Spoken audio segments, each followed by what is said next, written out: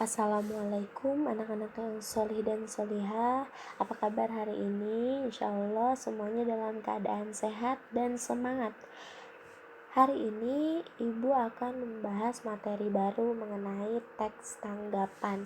Kalian bisa buka bukunya halaman 88 bab 4, yaitu mengenai memberi tanggapan dengan santun. Sebelum kita memulai materi, di sini ada Quran surat Al-Mujadalah ayat 11 yang artinya, "Hai orang-orang yang beriman, apabila dikatakan kepadamu berlapang-lapanglah dalam majelis, maka lapangkanlah, niscaya Allah akan memberi kelapangan untukmu, dan apabila dikatakan berdirilah kamu, maka berdirilah, niscaya Allah akan meninggikan orang-orang yang beriman di antaramu dan orang-orang yang diberi ilmu pengetahuan beberapa derajat, dan Allah Maha mengetahui apa yang kamu kerjakan."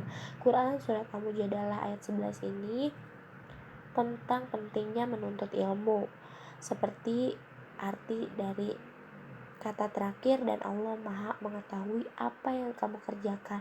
Maka apa yang kamu kerjakan sekarang, apa yang kalian kerjakan hari ini akan berdampak nantinya yang kalian dapatkan.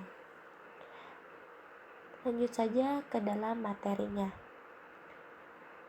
Kita akan membahas mengenai teks tanggapan.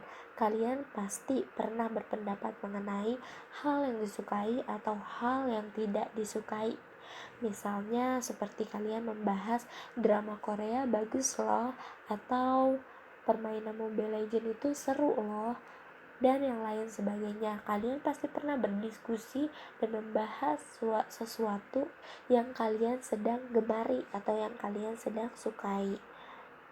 Lalu teks tanggapan itu apa? Teks tanggapan itu adalah cara penyampaian pendapat berupa saran atau kritik sebagai ungkapan persetujuan maupun rasa tidak setuju terhadap suatu hal atau suatu karya.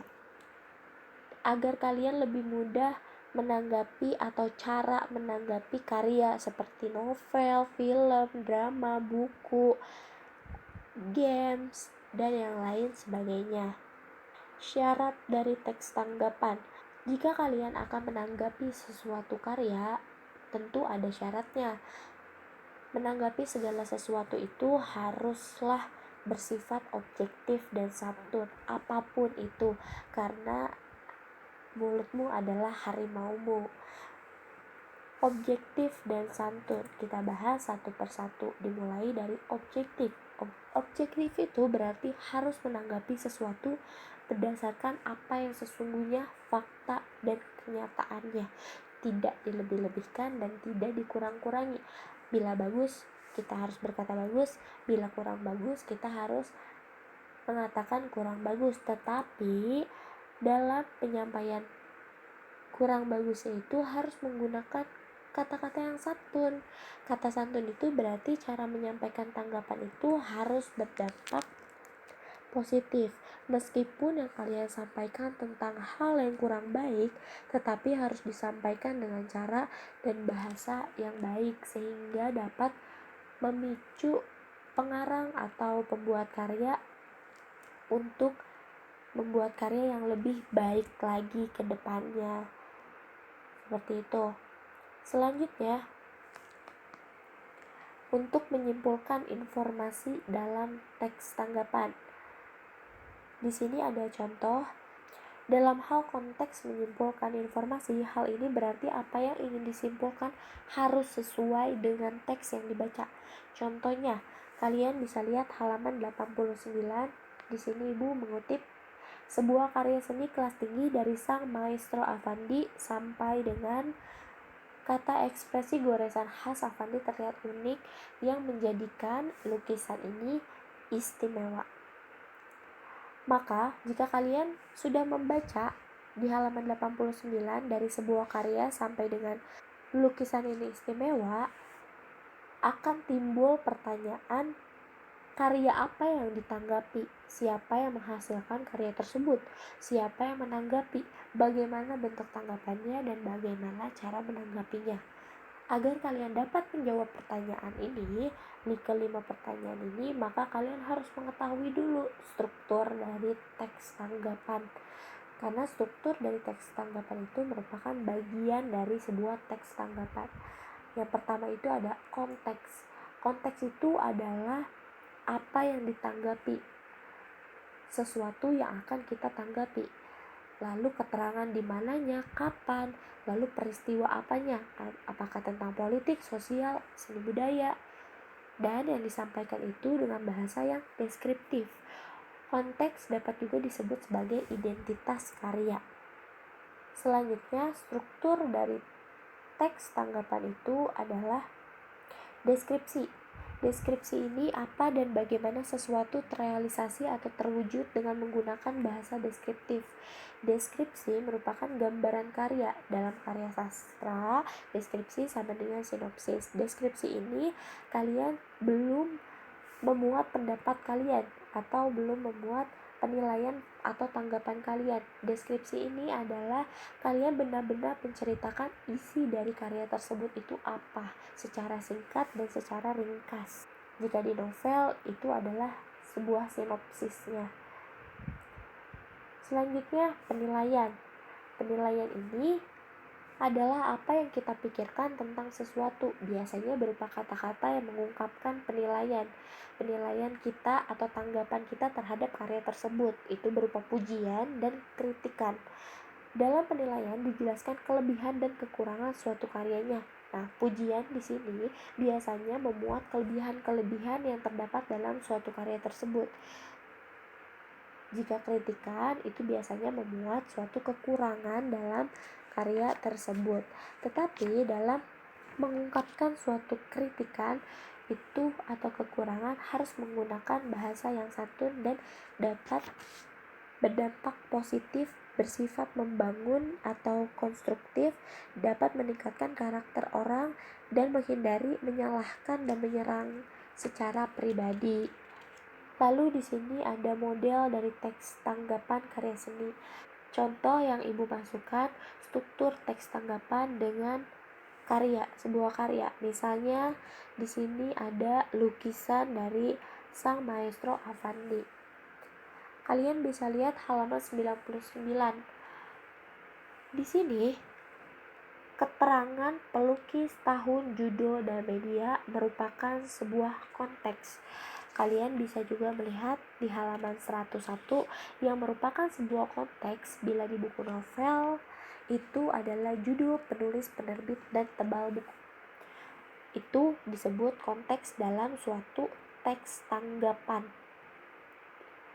Selanjutnya, deskripsi. Deskripsi ini mengenai lukisan tersebut, bagaimana terlihatnya, belum memuat tanggapan kita atau penilaian kita terhadap lukisan tersebut.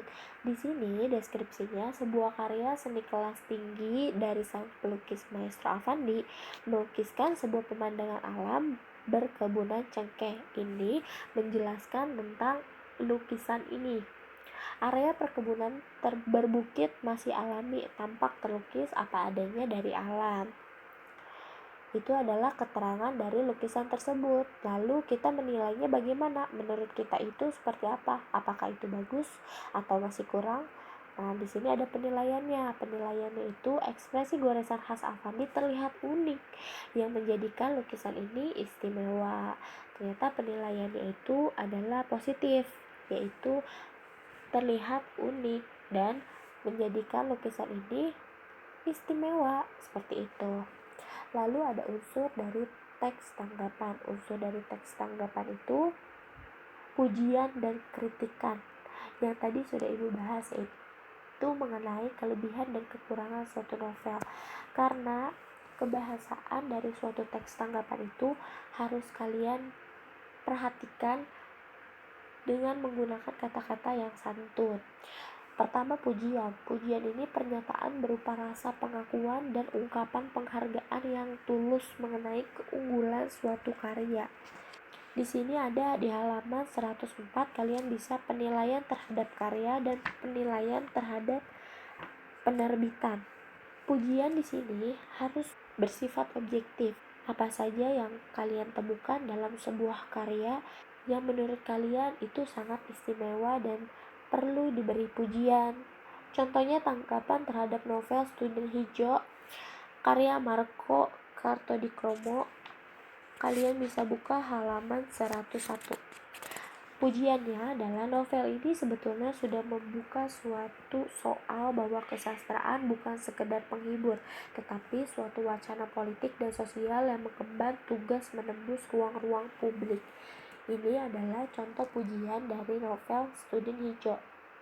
Lalu yang kedua itu kritikan. Kritikan itu seringkali dianggap sebagai kecaman atau ancaman atau tanggapan yang berisi uraian atau pertimbangan baik buruk terhadap hasil karya.